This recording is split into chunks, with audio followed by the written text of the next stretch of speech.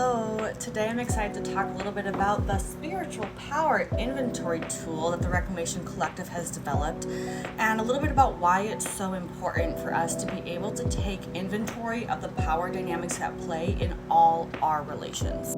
For many survivors of spiritual abuse, part of what's so bewildering about naming and acknowledging what has happened to you is that one or all parties may be entirely unconscious during the dynamic that there is a power dynamic at play that is leaving one party feeling or being exploited, manipulated, or pressured to give more of themselves financially, physically, sexually, emotional labor, physical labor than what they actually were informed they would be offering. When we're not conscious of the power dynamics at play, not only are we more vulnerable to being abused or manipulated, but we may also be more vulnerable to unconsciously, unknowingly, unintentionally abusing or manipulating others. For this very reason, we have adapted our Spiritual Power Inventory tool specifically for spiritual and therapeutic space holders, people who find themselves holding space to support other people's healing trajectories or spiritual activation processes. Let's get right to it.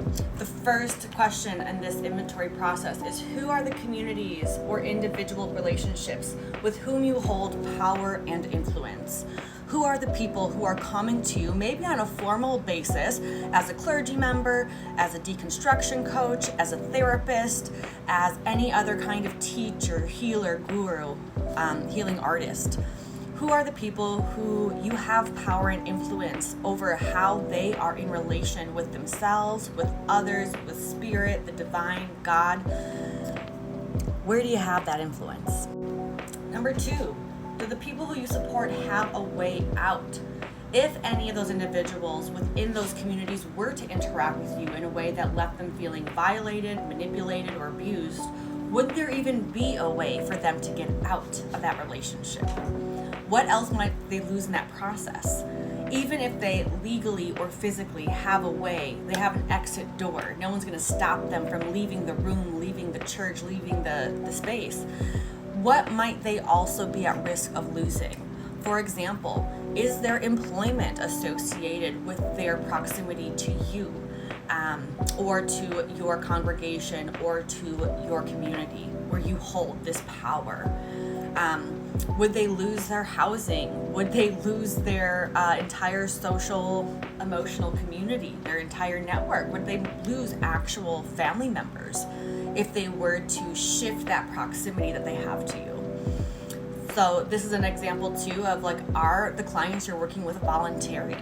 Are people choosing because they believe that you have something to offer them, that you have a resource that could help them on their healing trajectory?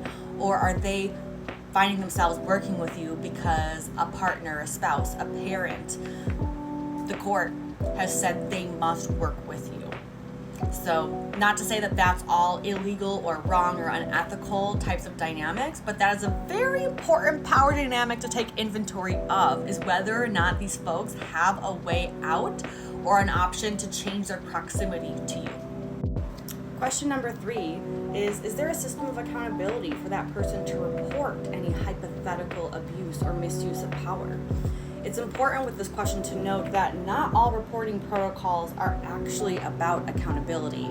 Some are in play more so as a PR, as an HR type of a protection to make sure that our God, our reputation, our clinic, our organization, our institution remains unscathed in terms of the reputation. So is that system of accountability or that reporting platform actually about instilling accountability for the person who harmed and investing in repair for the person who was harmed? Or is it more about making sure that all of this can just go under the rug and we don't have to deal with it anymore? It's also important to consider that some systems of accountability are not actually safe for all people. So for example, an end-all be-all for a lot of institutions of the US of A is that if you have a problem, report it to the police, call the police. And I think this is an important piece for those of us who are holding power in some of these healing relationships, some of these supportive, spiritual, or therapeutic dynamics, that we are considering whether or not those systems of accountability, again, actually are safe for all parties. They may not be safe for ourselves, and they definitely are not safe for a lot of people who would be, in theory, reporting their concerns, their problems, advocating for themselves. Numero cuatro is what kind of boundaries are in place to respect the autonomy and safety of the individuals whom you hold spiritual power with. So it's important to consider, are there even opportunities for an individual to set boundaries with you as the space holder in that dynamic? And not only is there an opportunity, are you creating the space? Are you asking, how can I respect your sense of safety and respect your dignity and integrity and ownership of your own healing process? But also, do you have the emotional confidence and awareness that your boundaries are important? And I understand that we don't always get to instill those capacities into the people that we are surrounded by or working with. But I think this is a two-part question of what kinds of boundaries are in place, but also, does this individual have the capacity, the confidence, the language set to set a boundary?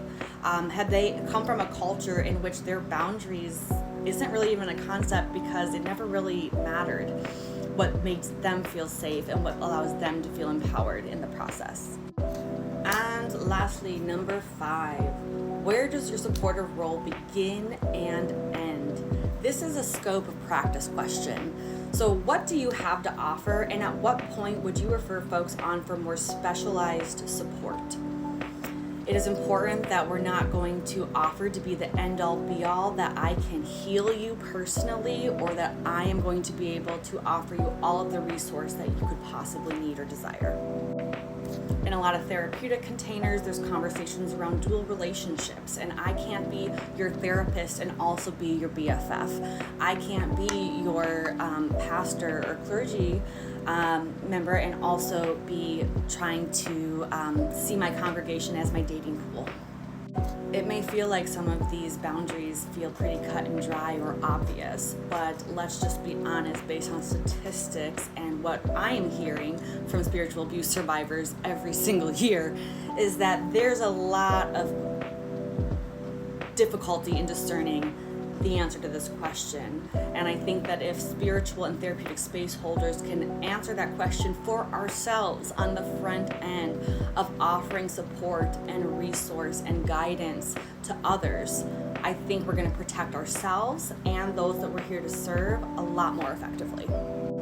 Thank you so much for taking this tour with me through our Spiritual Power Inventory tool.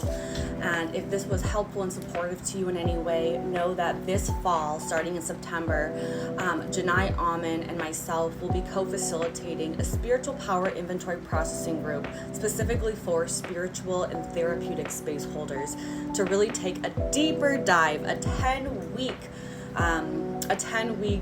dive of these 5 inventory questions as we continue to cast protections over ourselves and folks that we are serving and supporting.